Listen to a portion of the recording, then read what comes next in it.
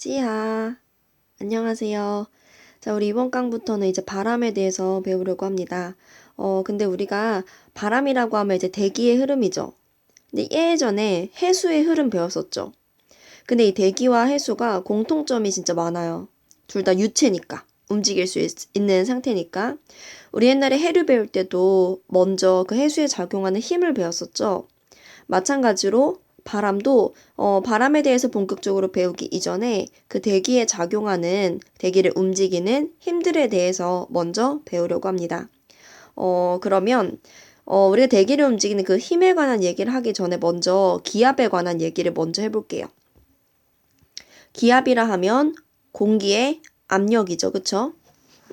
우리가 압력이라고 하면 압력이란 건 단위 면적당 누르는 힘이에요. 단위 면적당 누르는 힘. 선생님이 지금 왼쪽에 어떤 공기의 기둥을 그려놨는데 이 공기 기둥의 압력을 한번 구해보겠습니다. 여기 있는 공기들의 밀도가 로우라고 하고 그리고 여기서 이 면적, 밑면적이 A라고 하고 그리고 여기 높이가 H라고 해볼게요. 자, 그러면 압력 P는 단위 면적당 누르는 힘이니까 힘을 면적으로 나눈 거죠. 근데 우리가 F는 ma라는 공식 아시죠? 여기서 힘이 이제 중력이니까 요 A가 가속도잖아요. 이 가속도 A 대신에 이제 중력 가속도 G를 쓰는 거예요. 그러면 얘는 A분의 mg가 되겠죠. 그리고 우리가 밀도라는 건 부피분의 질량이니까 다시 말하면 이제 질량은 밀도 곱하기 부피죠. 그래서 여기 질량 m을요. 이제 밀도 곱하기 부피로 바꾸면 여기 밀도 로우 곱하기 지금 이 공기기둥의 부피는 단면적 A 곱하기 높이 H죠. 곱하기 G 나누기 A.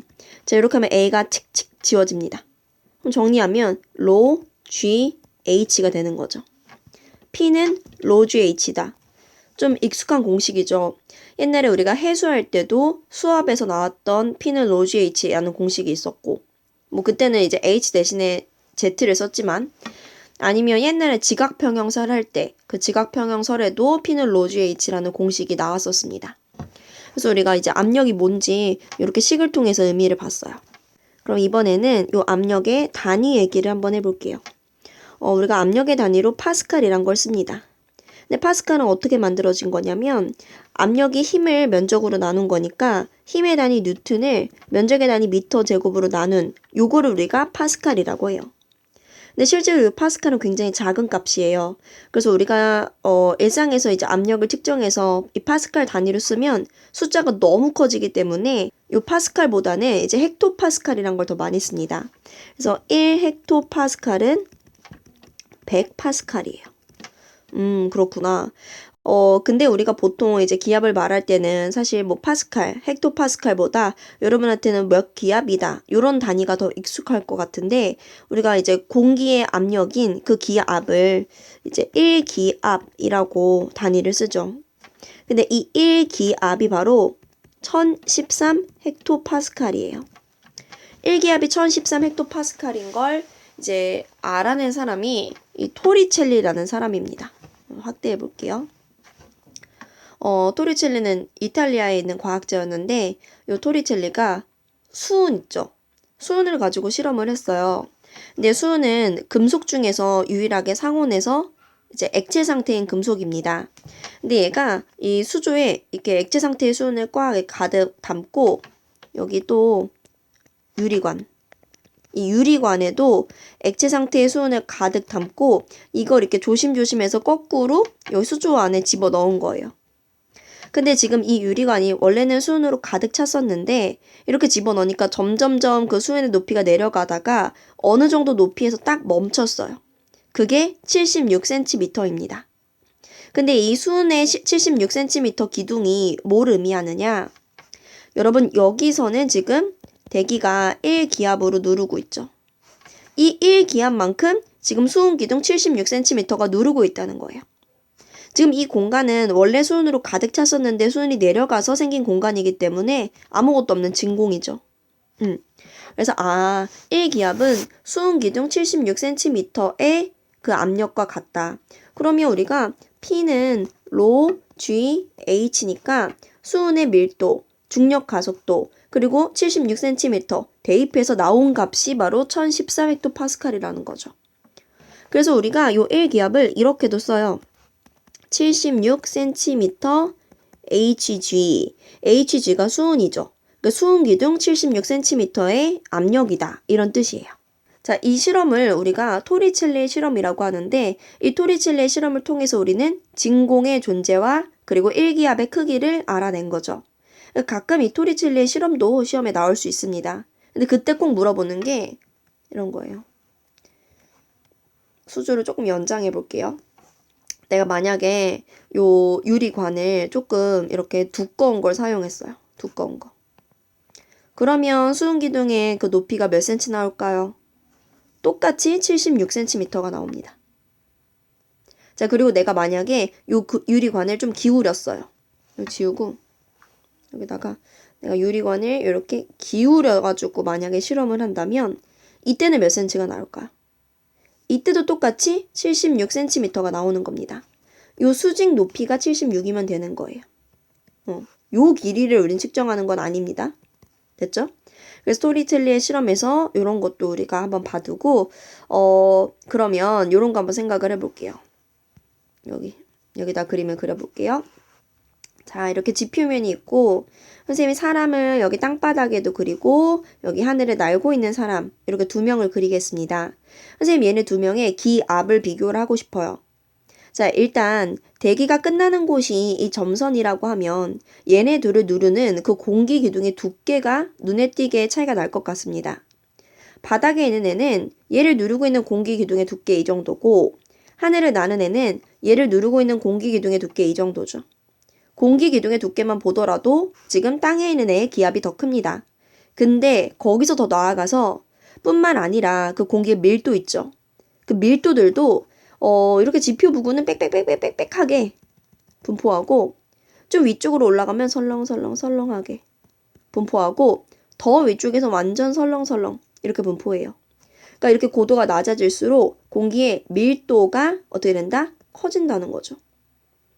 그러면 그 결과로 우리 공기 기둥의 두께도 그렇고 이 밀도도 그렇고 이 종합적으로 비교해 봤을 때 공기의 그 기압은 고도가 낮을수록 크다는 거죠.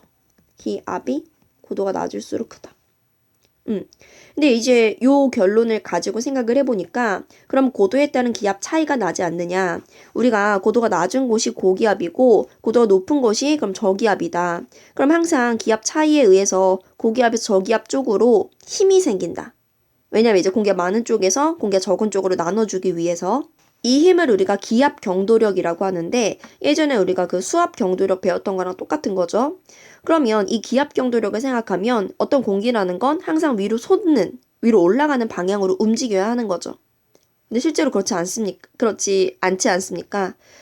그 이유가 지금 이 방향의 기압 경도력과 반대 방향의 힘이 존재한다는 거죠.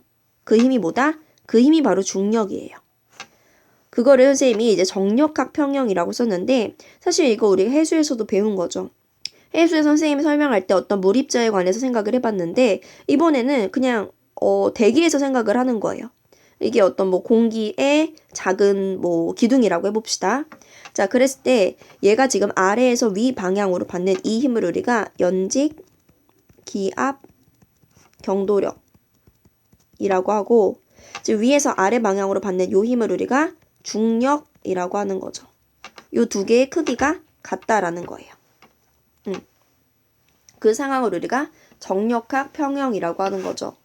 이것도 뭐 식을 조금 유도를 해보자면 지금 우리가 압력망 생각을 해보면 이렇게 밑쪽이 위쪽보다 압력이 더 크다는 거죠. 어쨌거나 그 압력 차이를 델타 P라고 해볼게요. 그리고 여기서 이 밑면적을 S라고 하고 얘네들의 이 높이 차이를 델타 Z라고 해보겠습니다. 그럼 연지 기압 경도력은 힘이잖아요. 우리가 힘은 압력 곱하기 면적이니까 여기서 연지 기압 경도력은 여기서 압력 차이 델타 P 곱하기 면적 S가 돼요.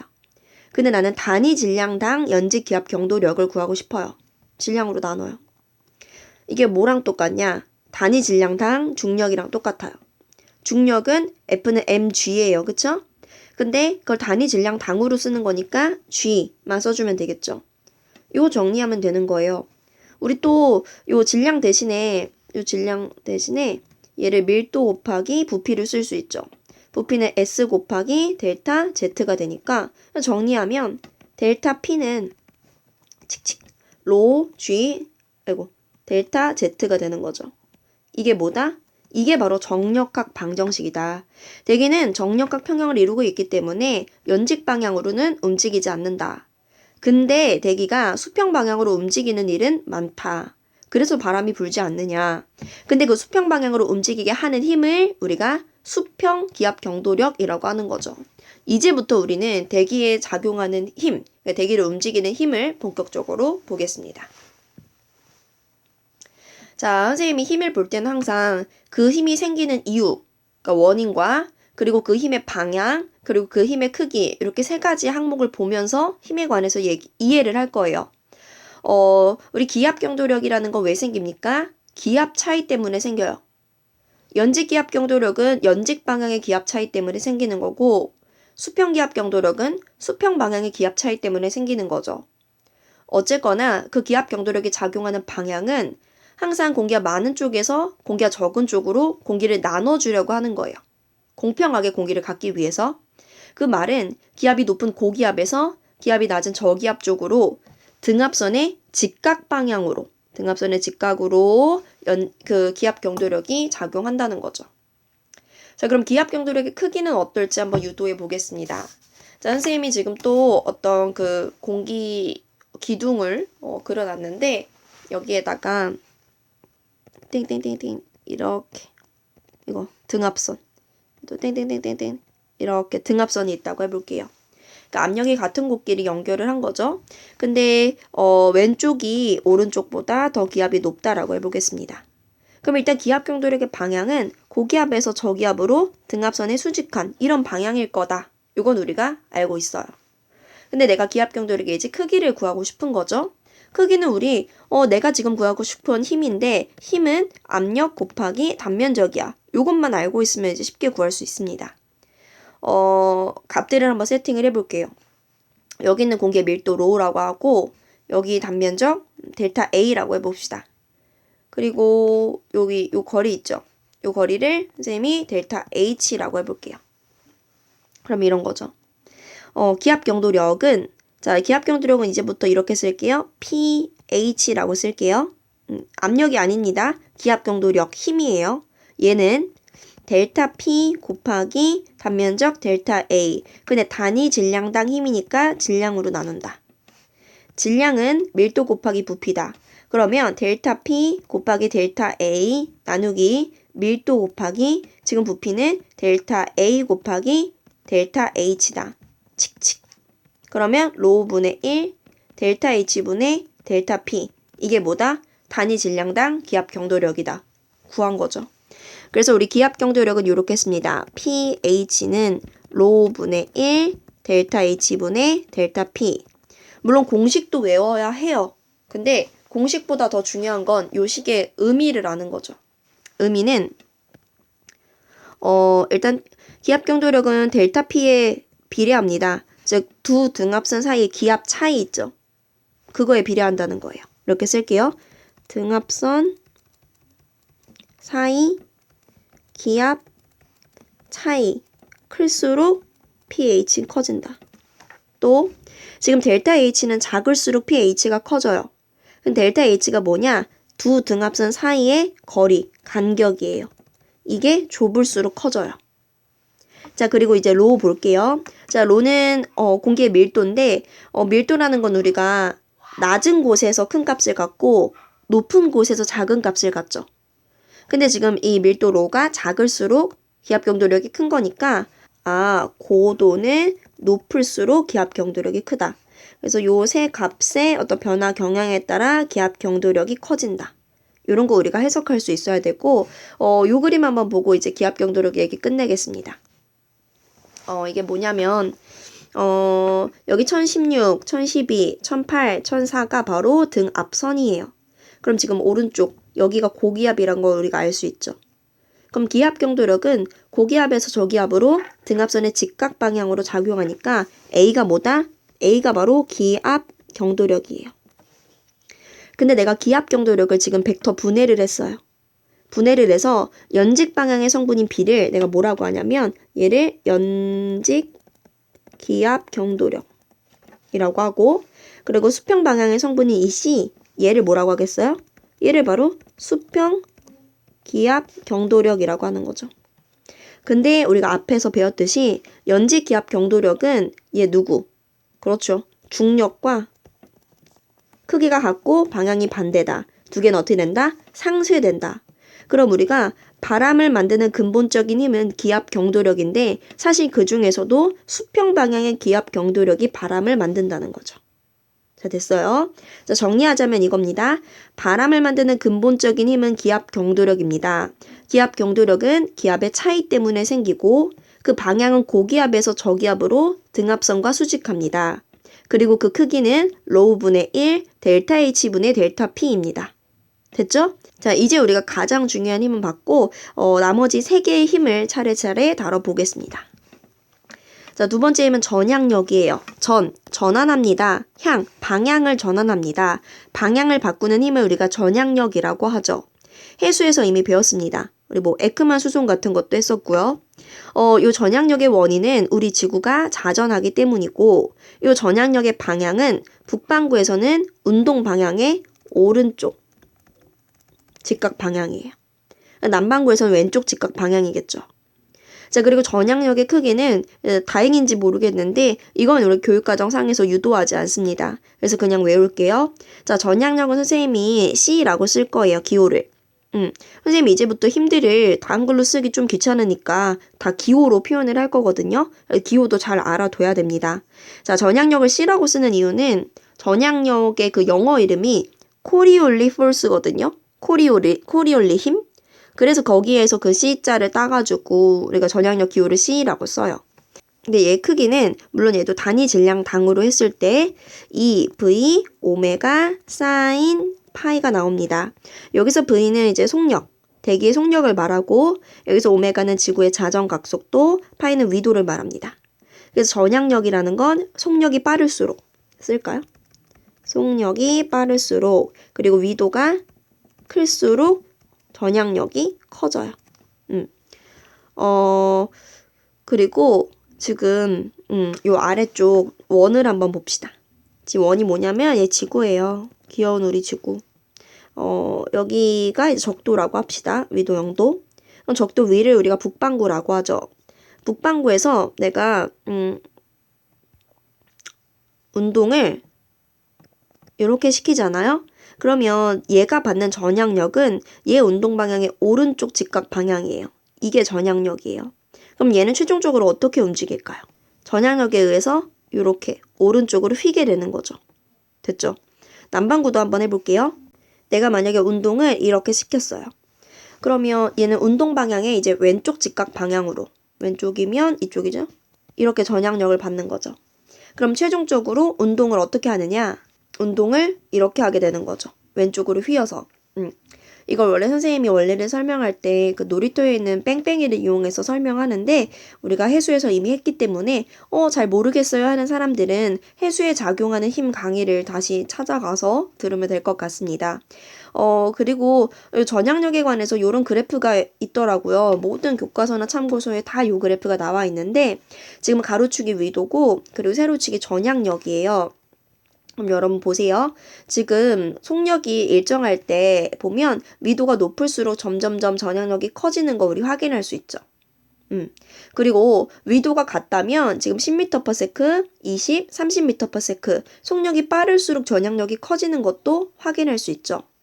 그리고 하나 더, 자, 위도가 지금 0도인 곳에서는 속력이 몇인지에 관계없이 전향력이 0인 것도 확인할 수 있습니다. 그래서 이 그래프는 어렵진 않아요. 근데 해석할 수 있어야 되고요. 자, 여기까지 이제 전향력도 다 끝났습니다. 빨리빨리 넘어가죠. 그럼 이제 세 번째 힘이죠. 세 번째 힘 볼게요. 세 번째는 구심력이란 힘인데, 구심력은 원인이 원운동이에요. 어떤 원운동을 할 때 생기는 힘이고 얘가 얘 의미를 말하자면 얘는 운동하는 방향을 곡선으로 만들어주는 힘을 말합니다. 선생님이 어떤 실 있죠? 실에다가 한쪽 끝에 이렇게 공 같은 걸 묶었어요. 그리고 한쪽 끝을 선생님이 이렇게 잡았어요, 손으로. 그리고 선생님이 얘를 이렇게 뱅글뱅글 돌렸어요. 그러면 얘가 이렇게 뱅글뱅글 이렇게 원운동을 하겠죠. 원운동을. 이 뱅글뱅글 하는 원운동 상황을 지금 그림으로도 나타나 있습니다. 지금 여기 공기 덩어리라고 적혀 있죠. 우린 지금 대기에 작용하는 힘을 배우고 있으니까 어떤 공기 덩어리가 원운동을 한다고 생각을 합시다. 자, 이 공기 덩어리는 지금 어떻게 움직이고 있는 걸까요? 이 순간에는 얘는 지금 접선 방향으로 움직이는 거예요. 이렇게. 근데 얘는 원운동을 해야 되거든요. 그럼 얘를 원운동을 하게 해주려면 사실 이쪽 방향에 힘이 있어야지 다시 조금 휘어져가지고 원운동을 유지할 수 있겠죠. 그게 뭐냐? 그게 바로 요 힘입니다. 요걸 우리가 구심력이라고 해요. 한 번 더 연습을 해볼게요. 자, 만약에 공기덩어리가 여기 있다. 그럼 공기덩어리는 어떻게 운동하고 있는 겁니까? 이렇게 접선 방향으로 운동하고 있어요. 계속 이 방향으로만 운동하면 원운동이 유지되지 못해요. 이렇게 원의 중심 쪽으로 어떤 힘이 있어야지 얘를 이렇게 원운동으로 유지를 시켜줍니다. 이 힘을 뭐라고 한다? 얘를 우리가 구심력이라고 한다. 그래서 구심력을 정리하면 원인은 원운동이고 방향은 원운동의 잘못 썼다. 원운동의 중심 방향. 중심 방향이에요. 자, 그리고 크기는 어떻게 되냐? 얘도 우리가 크기를 따로 유도하진 않습니다.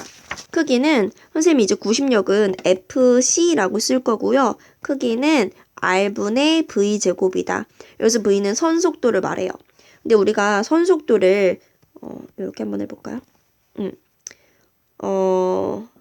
이게 R이고 내가 어떤 특정 시간 T 동안 어떤 물체가 요만큼 이동을 했어요.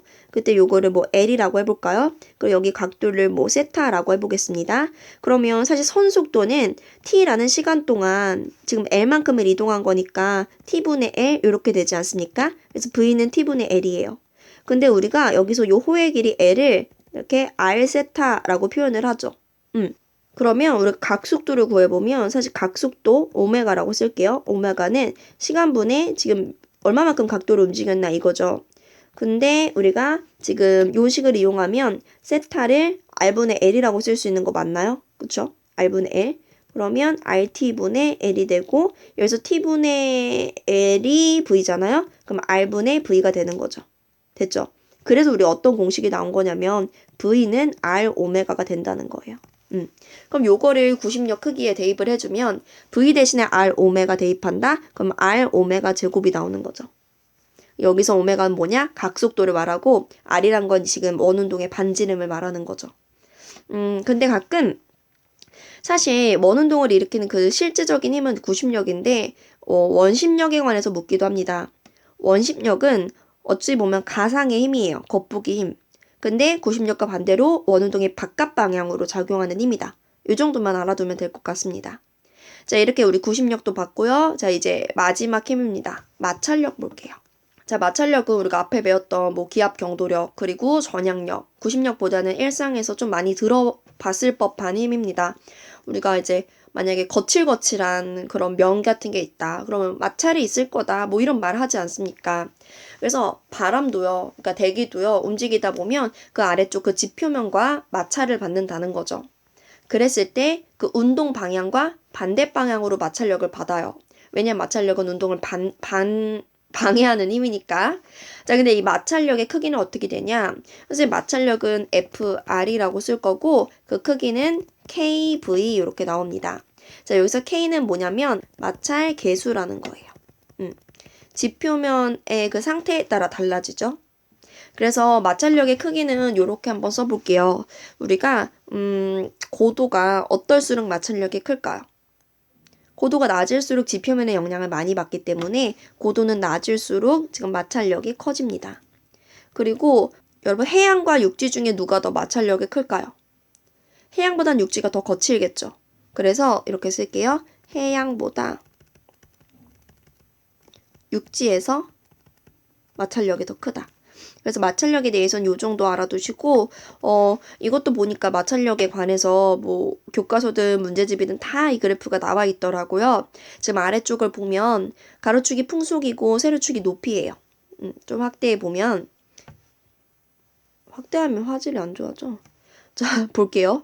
지금 보면 우리가 높은 곳에서는 바람이 이렇게 불면서 바람의 풍속이 요 정도거든요. 근데 낮은 곳에서는 이제 마찰력을 받기 때문에 바람의 속력이 줄어들어서 바람의 속력이 이 정도예요. 그래서 내가 풍속을 그리면 이렇게 높이가 낮아질수록 풍속이 감소하는 경향을 볼 수 있고 그 이유가 뭐다? 마찰력 때문이라는 거죠.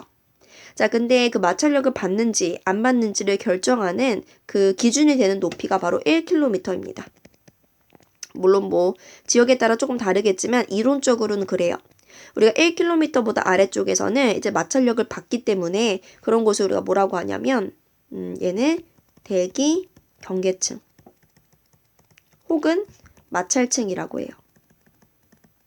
그리고 1km보다 위는 이제 얘는 마찰력을 안 받잖아요. 자유롭게 바람이 진행한다. 얘를 우리가 자유대기라고 해요. 그래서 마찰력에 대해서는 요 정도만 알아두면 됩니다. 자, 그럼 우리 오늘 배웠던 힘 4개를 한번 복습하고 수업을 끝내볼게요.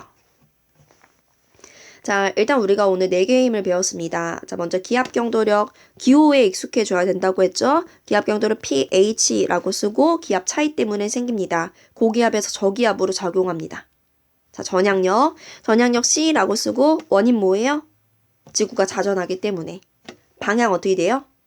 북반구라면 운동 방향의 그렇죠. 오른쪽 직각 방향. 자, 구심력은 FC라고 씁니다. 자, 구심력은 원운동 때문에 생기고 방향이 중심 쪽이죠. 중심 방향으로 작용한다. 자, 마찰력 마지막에 FR이라고 썼었고요. 마찰력은 지표면과 마찰 때문에 생긴다. 마찰력의 방향은 운동과 반대 방향이다. 자, 근데 이 힘들이 작용하냐, 작용하지 않냐 그 여부에 따라 바람의 종류가 결정이 됩니다. 자, 일단 근데 선생님이 기압경도력은 바람을 만드는 근본적인 힘이라고 했어요. 어떤 바람이든 간에 기압경도력은 다 있습니다. 그리고 전향력도 우리 지구가 뭐 어떨 땐 자전하지 않고 어떨 땐 자전하고 그런 거 아니니까 위치가 적도가 아닌 이상, 그러니까 위도 0도가 아닌 이상 전향력도 다 있어요. 그리고 선생님 지금 위에 보면 1km 이상과 1km 이하를 써놨죠? 마찰력의 유무인 거죠. 1km 이상에선 마찰력 있어요, 없어요? 없어요.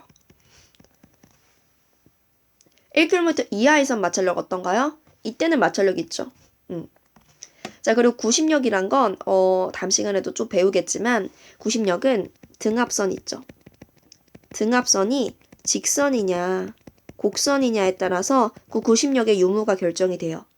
등압선이 직선이면 구심력 없고 곡선이면 있고 1km 이하에서도 마찬가지로 없고 있고 그럼 이렇게 뭐 있고 없고 이렇게 하다 보면 바람의 종류가 4가지가 나온다는 거죠.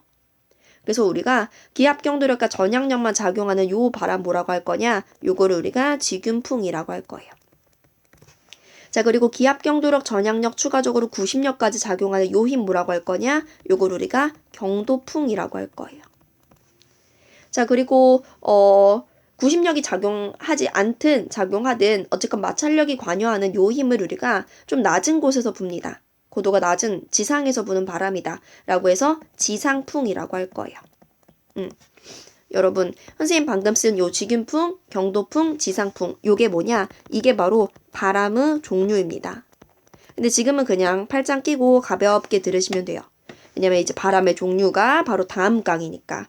그러니까 우리가 지금은 다음 강의 바람의 종류를 하기 위한 어떤 사전 작업을 한 거죠.